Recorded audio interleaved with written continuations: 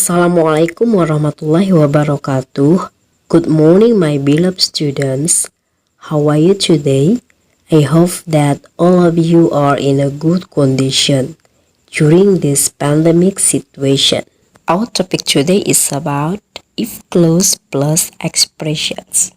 Topik kita kali ini adalah if clause atau anak kalimat yang diikuti oleh beberapa ungkapan di dalam bahasa Inggris.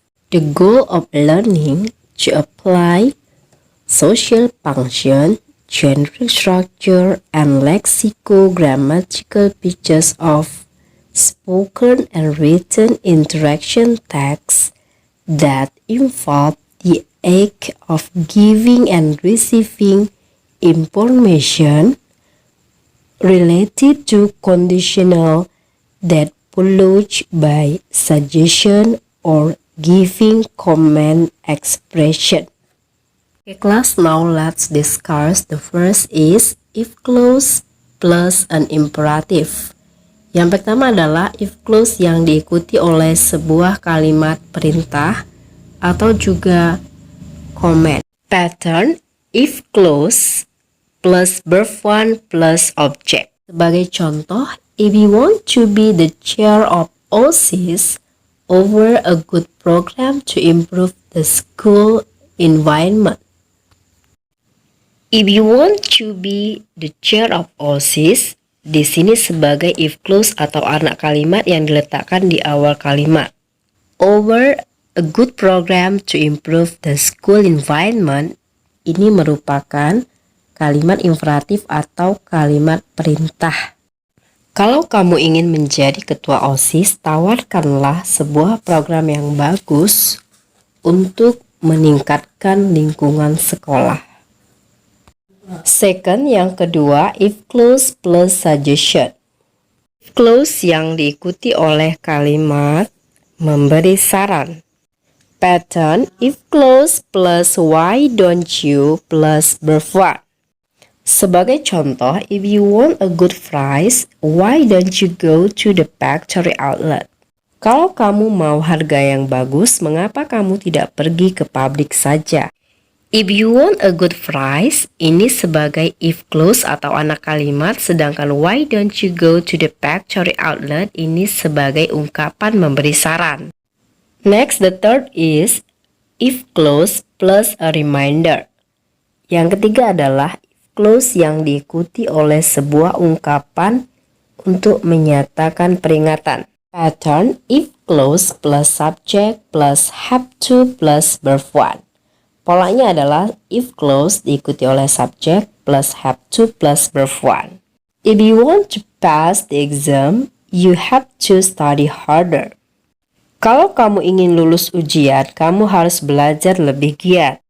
If you want to pass the exam, ini sebagai if clause-nya atau anak kalimat, sedangkan you have to study harder ini sebagai kalimat atau ungkapan mengingatkan. The fourth, if clause plus to show a dream.